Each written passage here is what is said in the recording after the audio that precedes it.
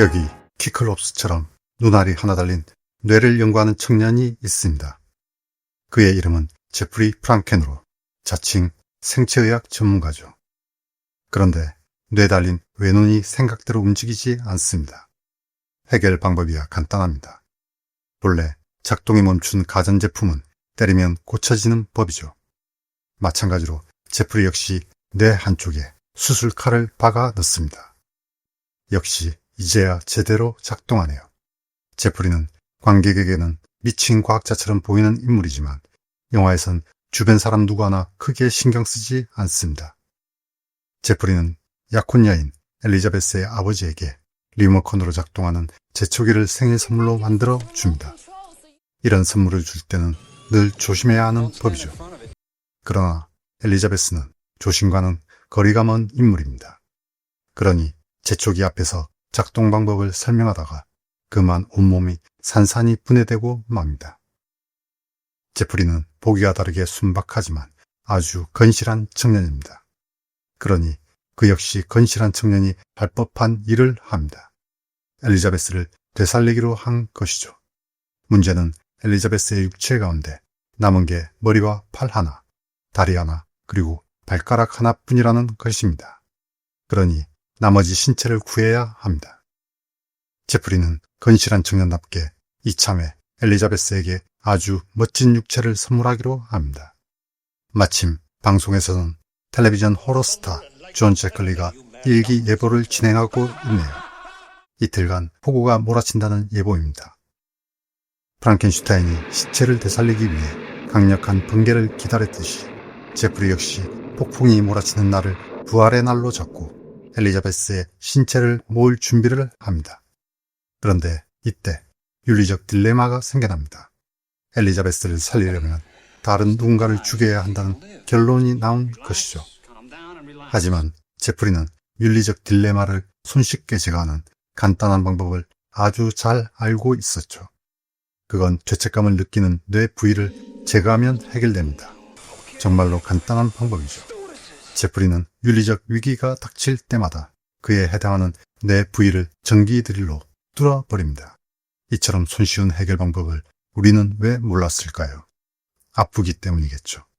어쨌건 이제 제프리는 신선한 육체를 구할 수 있는 곳으로 향합니다. 바로 직업 여성들이 모여있는 거리죠.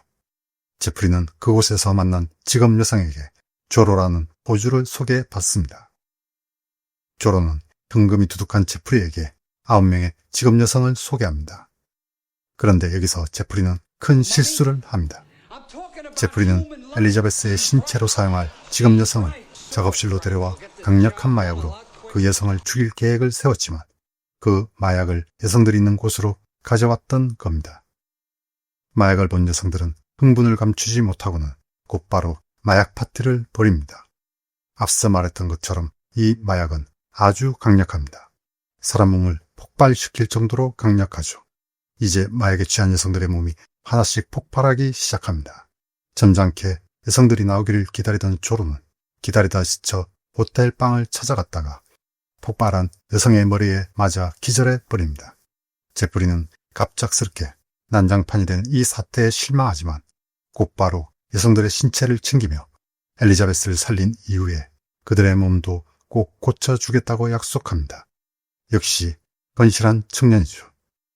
이제 드디어 엘리자베스가 부활할 시간이 찾아왔습니다. 제프리는 두근거리는 마음으로 엘리자베스를 조립합니다. 사람을 조립할 때는 용접기가 필수이기도 하죠. 제프리는 엘리자베스의 머리와 함께 다른 여성들의 팔과 다리에 접착제를 발라붙이고는 꼼꼼하게 용접해 나갑니다. 게다가 조립할 발에 있는 무중까지 줄로 꼼꼼하게 갈아내기도 하죠. 그렇게 조립을 마친 제프리는 엘리자베스의 부품으로 사용하고 남은 여성들의 육체를 보관용 통에 담가 둡니다. 건실한 청년답게 훗날 육체를 조립해 주겠다는 약속을 지키려 하는 것이죠. 이제 결실의 순간이 왔습니다. 제프리는 프랑켄슈타인의 후계자답게 엘리자베스의 신체를 작업실 지붕 위로 올립니다. 번개가 엘리자베스의 몸을 지지자 드디어 엘리자베스가 부활합니다.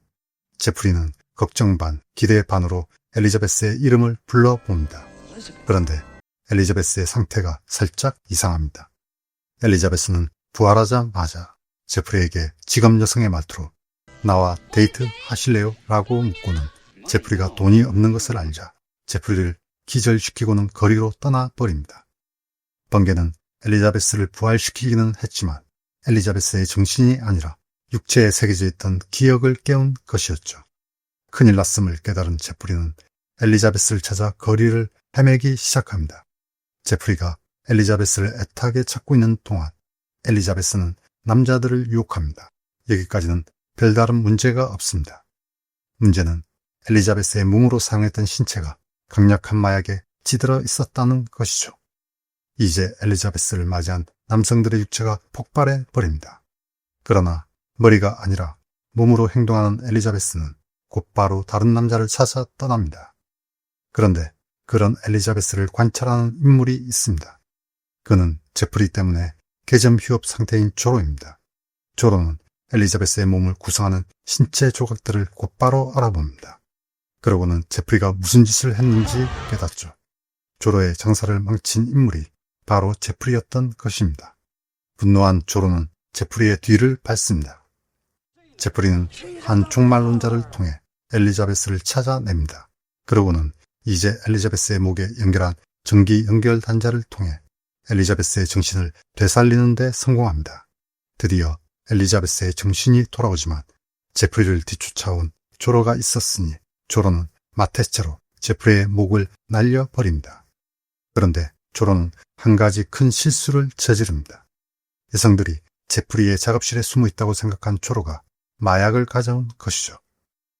번개는 엘리자베스의 몸만을 살린 것이 아닙니다. 보관통 속에 들어있던 여성들의 신체까지 되살렸던 것이죠.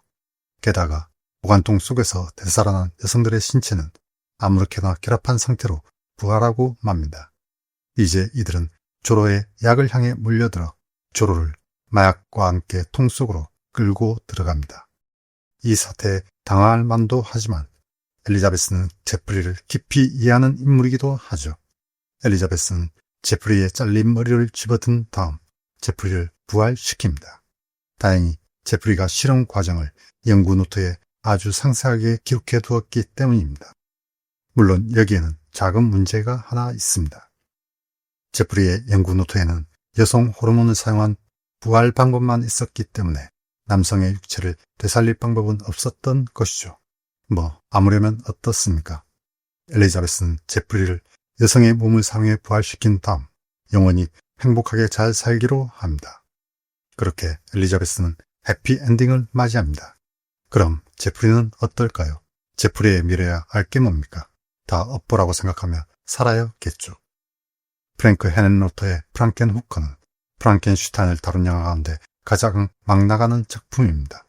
프랑켄후커는 메리 셸리의 프랑켄슈타인을 영화로 만들면서 프랑켄슈타인과 엘리자베스라는 캐릭터를 가져온 다음 스튜어트 고든의 좀비호를 참고해 영화를 완성합니다. 영화 중반 제프리는 직업 여성을 찾는 과정에서 쓴 안경을 통해 제프리라는 이름만이 아니라 좀비호의 제프리 콤즈를 노골적으로 반영했음을 드러내기도 할 뿐더러 조로의 최후 역시 좀비호를 모방하고 있기도 합니다. 독립영화를 만들면서 외설스럽고 폭력적이며 기괴한 요소들을 다루는 익스플로테이션 감독으로 불리길 선호하는 프랭크 헤넨로터의 영화들은 관객이 호러 영화에서 기대할 뻔한 영화를 만들지 않습니다. 그의 첫 장편 영화이자 컬트 영화의 만신전에 오른 바스켓 케이스는 샴쌍둥이라는 요소를 가지고 충격적인 이야기를 전개합니다. 바스켓 케이스는 제임스 완이 만든 말리그넌트의 오리지널에 해당하는 영화이기도 하죠. 샴쌍둥이로 태어나 기형이 된 부분이 강제로 분리당한 주인공은 그 기형 부분을 바스켓에 담아 소중하게 들고 다닙니다. 그런데 바구니에 숨어있는 주인공의 반쪽이 무척이나 폭력적입니다. 마치 레리 코엔의 그것이 살아있다에서 괴물처럼 태어나 사람들을 살해하고 다니는 아기처럼 말이죠. 고작 35,000달러로 훗날 뉴욕 현대 미술관의 보전 및 복원 대상으로 선정된 바스켓 케이스를 만든 헤넨로터는 그 제목만으로도 흥미로운 영화 브레인 데미지를 만듭니다. 영화는 정말로 뇌 손상이 오지 않을까 싶은 괴상한 내용을 다루고 있지만 동시에 기상천외한 코미디를 유감없이 발휘하는 영화이기도 합니다. 게다가 영화의 한 장면에서는 바스켓 케이스의 주인공이 엑스트라로 등장하기도 합니다. 브레인 데미지는 놀라울 정도로 엉성하지만 또 다른 방식으로 놀라움을 주는 괴물을 다룹니다. 이 괴물은 프랑켄 후커에서 제프리가 최후에 외치는 단어처럼 존슨처럼 생겼으며 인간에게 기생하며 인간의 뇌를 먹고 숙주에게는 뇌 속에 직접 마약을 뿜어주는 괴물이기도 합니다. 브레인 데미지는 잠옷 심각하게 이야기를 시작합니다. 연인과 데이트 약속이 있던 주인공은 몸이 너무 피로해 데이트를 취소합니다. 그런데 그의 뒤통수가 피에 젖어 있다는 것을 발견합니다. 뒤통수에 구멍이 뚫린 걸 확인한 주인공은 집안에 뭔가가 있음을 확신합니다. 그리고 곧바로 존슨이 등장해 주인공에게 아주 점잖은 목소리로 말을 겁니다. 이 목소리의 주인공은 앞서 프랑켄 후커에서 일기예보를 진행하던 존 제컬리죠. 존슨은 그처럼 점잖은 목소리로 주인공에게 먹을 것을 요구합니다. 존슨의 음식은 인간의 뇌죠. 그리고 그 대가는 아주 강력한 마약이고 사람을 죽이는 괴물이 싫었던 주인공은 이를 벗어나려 해보지만 결국 존슨에게 굴복하고 영화는 환상적인 결말을 향해 갑니다. 이처럼 기상천외한 괴물 이야기를 만든 프랭크 헤넨로터는 다음 영화로 바스켓 케이스의 속편을 만들어 바스켓 케이스의 명성을 이어갑니다. 바스켓 케이스 속편은 마치 1932년 영화 프릭스의 현대 버전을 보는 듯한 영화로 완성됐으며 이 시기 영화 가운데 가장 인상적인 결말을 제시하고 있기도 합니다. 이렇게 세 편의 영화를 만든 프랭크 헤넨로터가 만든 네 번째 장편 영화가 프랑켄 후커입니다. 헤넨로터의 전작들이 어두운 유머와 지독한 이야기가 섞여 들어간 영화였던 반면 프랑켄 후커는 코미디를 적극적으로 내세운 영화입니다. 프랑켄 후커가 묘사하는 세계는 존 워터스의 헤어스프레이처럼 화사한 세계이면서 동시에 시리얼맘처럼 죽음의 무덤덤한 세계입니다. 이처럼 성인용 동화 같은 세계에서 한 여성이 재초기에 말려 죽는 사고가 일어나고 여성의 연인은 약혼녀를 부활시키려 합니다. 그리고 이 모든 과정은 심각한 스릴이나 윤리적 고뇌 따위는 없이 일사천리로 진행됩니다. 관객은 프랑켄 후커를 보는 과정에서 아무런 긴장 없이 숱한 사람이 터져나가는 장면을 보면서 웃고 있는 자신을 깨달을 수 있습니다. 원래 특수효과를 맡은 게이브 바르탈로스는 지금 여성들이 단체로 폭발하는 장면을 엄청난 유혈 장면으로 만들려고 했습니다. 그러나 헤넨로터 감독은 이 장면을 불꽃놀이처럼 우스꽝스럽게 만들기를 원합니다. 이들은 마네킹을 터뜨려본 적이 없으니 마네킹에 폭발물을 대충 때려 넣어 폭발시킵니다. 그리고 그렇게 만들어진 장면은 영화의 난장판 유머를 더욱 크게 만들어냅니다. 이 시기 프랭크 헤넨로터가 프랑켄 후커를 편집하던 스튜디오에는 당대 최고의 코미디 배우 빌 머레이 또한 믹싱 작업 중이었죠. 빌 머레이는 프랑켄 후커의 주요 장면들을 미리 보았고 결국 최고의 추천사를 써주기도 합니다. 올해 영화를 딱 한 편만 본다면 그건 프랑켄 후커여야 하시. 프랑켄 후커는 진지한 영화를 원하는 관객에게는 형편없는 연기로 조악하게 만든 저질 영화를 싸잡아 하나의 장르로 규정하는 쓰레기 영화 장르로 보일 수도 있습니다. 그러나 농담과 열정 그리고 예측 불가능한 상상력이라는 측면에서 프랑켄 후커는 저예산 독립영화가 지닐 수 있는 최고의 미덕을 지니고 있기도 합니다. 게다가 프랑켄 후커는 기이한 방식으로 사회의 비판적 요소를 제시하고 있기도 합니다.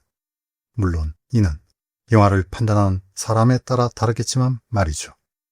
프랑켄 후커는 영화의 결말에서 삶의 유쾌함과 비극이 실은 동전의 양면과도 같다는 것을 보여줍니다. 그러니 우리 역시 지치고 힘들 때면 나의 비극이 놓인 그 뒷면에 유쾌함 또한 늘 따른다는 것을 떠올리며 커다란 즐거움만을 추구하기보다 때론 소소한 즐거움으로 삶을 더 가볍게 하는 것도 좋을 듯합니다. 그리고 그와 같은 소소한 즐거움을 주는 영화가 바로 프랑켄 후커와 같은 영화라고 할 수 있습니다. 판타스틱 영화백스는 세상의 모든 호러 영화를 다루고자 하는 호러 영화사. 기이한 세계인 드림랜드에 빠져든 단테의 모험을 그린 단테 러브크래프트를 만나다와 함께 합니다. 오늘 애정만사는 여기까지입니다.